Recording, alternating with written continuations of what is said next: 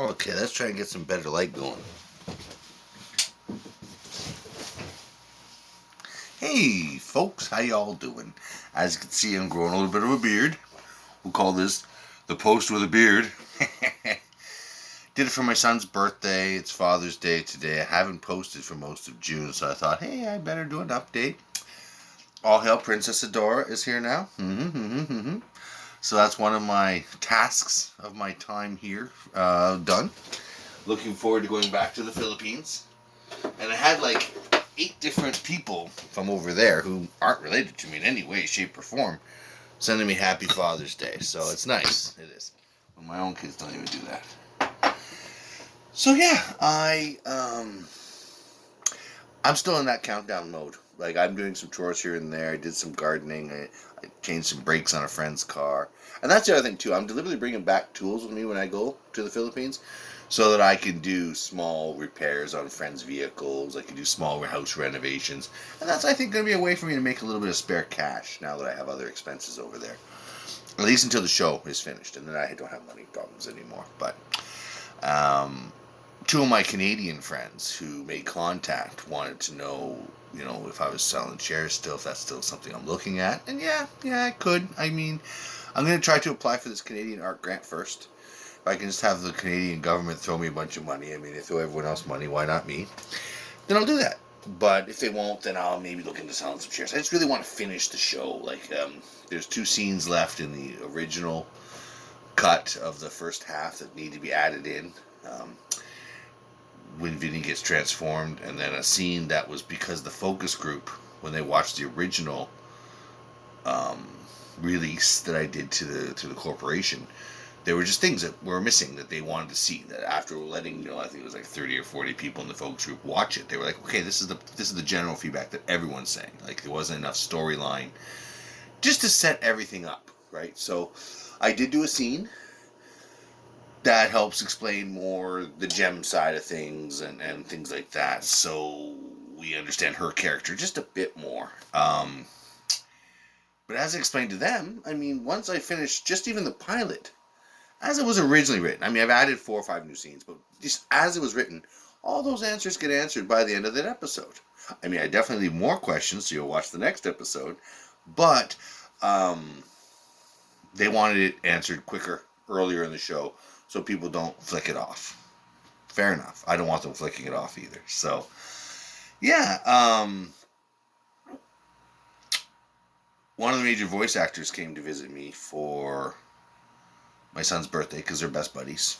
Shout out to Dilly, a.k.a. Reznikov. People who have been following this for a while might recognize that name. But he's a major character in Season 2. Now, we do get a small Easter egg of him in the first season, but he's a background, and it's only going to be the most diehard fans, I think, who will recognize. Sorry, I'm a skid. I was going to try and kill it. In reruns, they'll rewatch it, and they'll be like, oh, hey, there he is. So I'm looking forward to little things like that. And I also finished what we're calling the 3rd season, end of season reveal Easter egg. So that turned out really well, and so far the focus group here, who's only read the scripts to see how it goes and plays out, loved it. They were like, ooh, I never saw that coming. The other thing I'm going to do is I think I'm going to have a poll set up near the beginning or middle of Season 3 and have fans be able to vote the whole time of Season 3 in 3 or 4 months, maybe 2 months after Season 3, to see which character line they want to follow for Season 4, right? Because that's where I'm running into problems, is there's going to be so many character developments. Plus, Season 4 is that in-between season. Before we bring in maybe the very end of Season 4, if we end up voting for the Reznikov timeline, we get some Tiamat action. Oh, there's a name that people know. Tiamat. What? So, everything's open licensed, I'm told now, for them. So I will no longer have to worry about Wizards of the Coast messing with me. Now, if they do, if they are gonna, then of course it's just the same way as everything else. It's like when they did Tarsus and Dragonlance. You just change the name, change a few features. Either way, Reznikov smites the Queen of Dragons And then there's a couple episodes of that alone, leading up to it, getting it done, the aftermath. And then, of course, that feeds many other storylines for that next season before a whole new batch of characters come into play. So, I am going to pen season 4, 5, 6 in such a way that we don't even know if 4 will be 4, or 5 will be 4, or 6 will be 4. And then we just juggle the seasons around, right? Because it's almost like we're writing in blocks of time with individual storylines that give us the ability to get you hooked in for that season. Sure, you get some tidbits of some other characters you're really interested in, but it's not going to be lame. Like, there's other series that try and do this, but you get like a 15-minute clip or a 10-minute clip on a 25-minute episode a season. Like the Citadel of Morty stuff with them, right? It's just, it felt like clickbait to me. I don't want any of my side storylines to feel like I'm negotiating.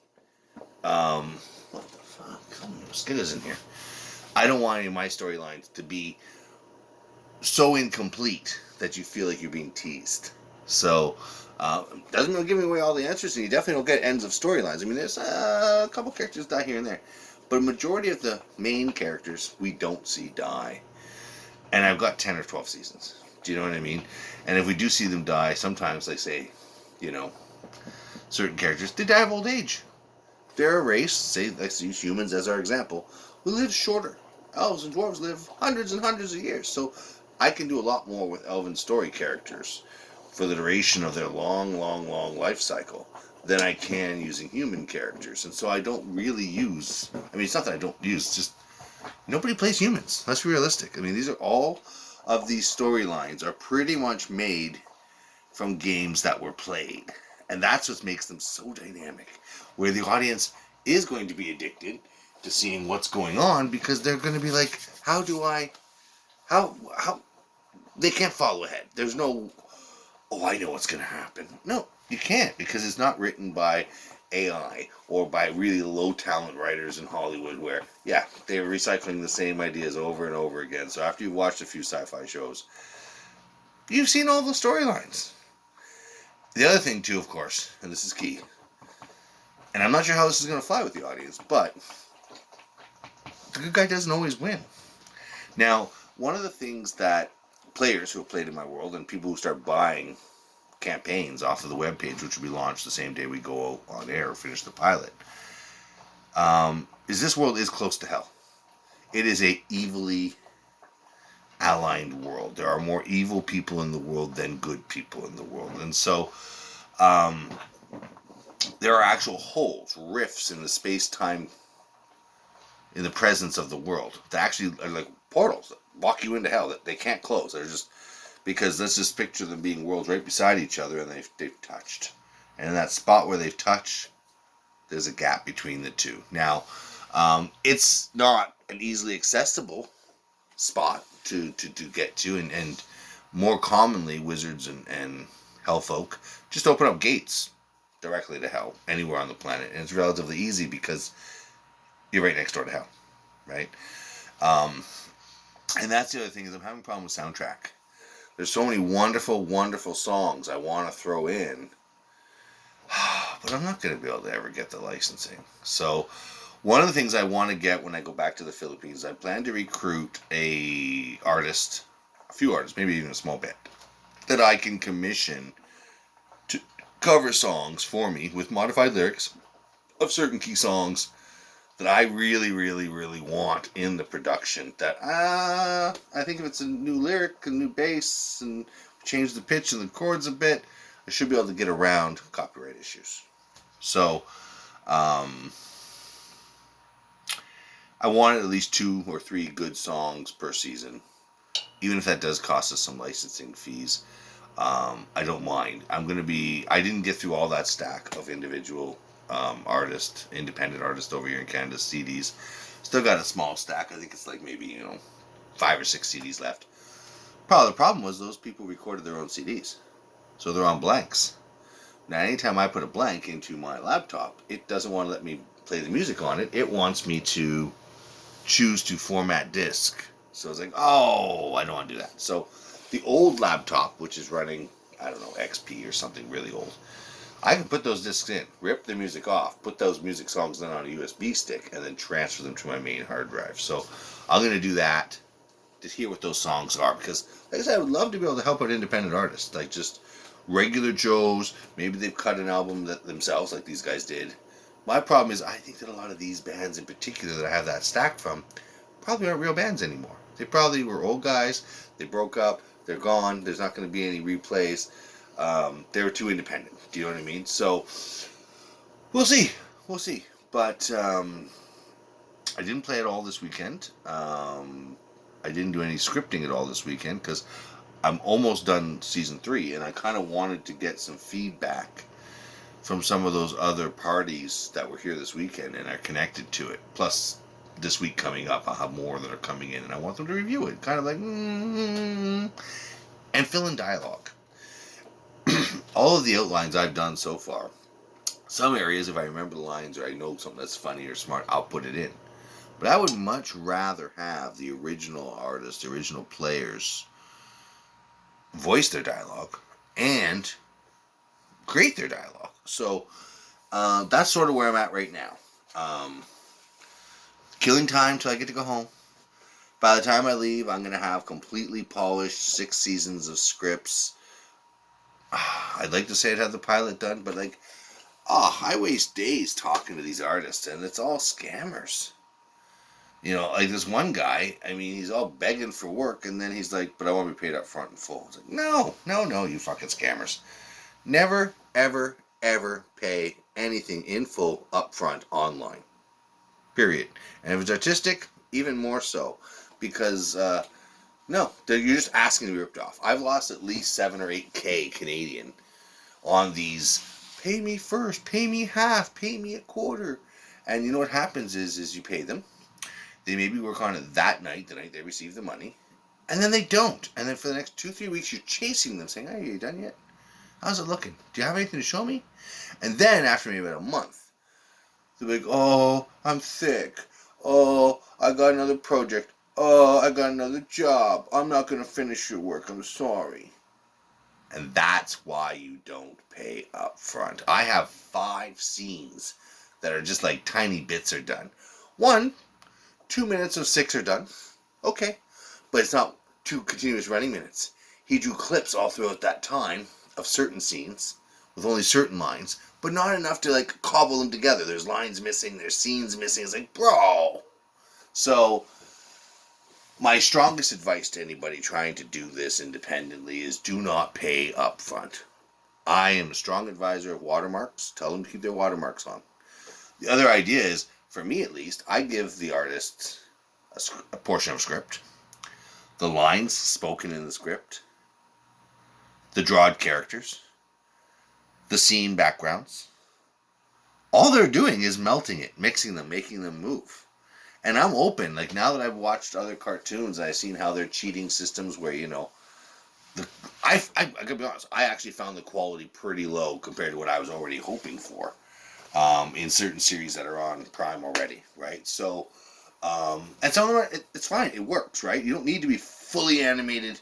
You can just have a guy's mouth move if he's doing a bunch of important stuff, and there's pictures in the background, but the pictures aren't moving either.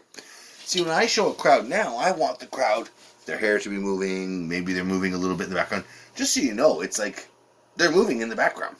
But so many of these cartoons I'm seeing, no, you see big pan shots of a town or a background or a city square. Everyone in the background's not moving. It's literally a still picture, and they just have the guy's head and mouth move in the front, who's closest to the camera. So it's one of these things where I don't want to go that route. But I also really, really, really want to get the pilot done. So if it's going to save money to use some of these little cheater methods, I probably will. Especially when they're already acceptable for Prime and other major streamers. Not that my contract is with Prime yet. I'm winking there. Meaning that if my original corporation doesn't bite for any reason, even though I'm following all their 12 commandments of bullshit, wokey stuff that they want me to do, then I will shop around, right?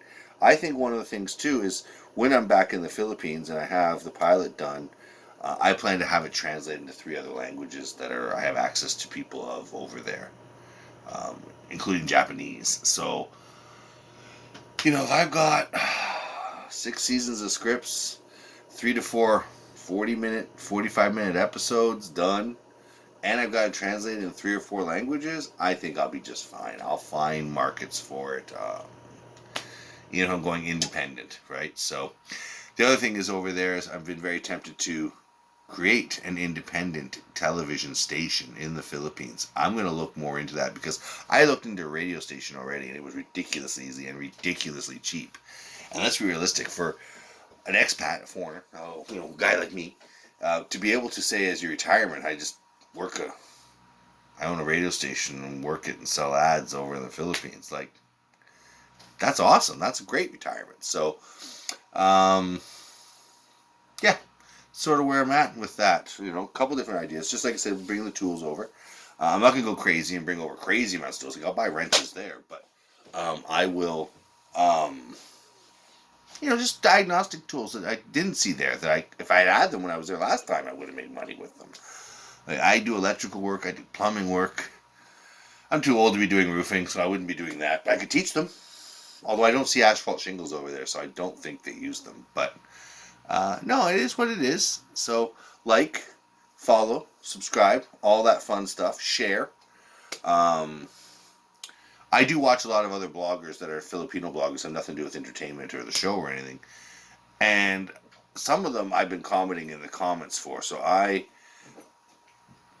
am going to go spend a week or 2 in Dumaguete when I get back. So if you have a show, you're in Dumaguete, and you want a dynamic Q&A with someone who's been there, boots on the ground, younger, different background, I'm more than happy to meet for coffee and do that. So I don't drink coffee, but, I'll drink a San Mig, you drink a coffee, you know how it is.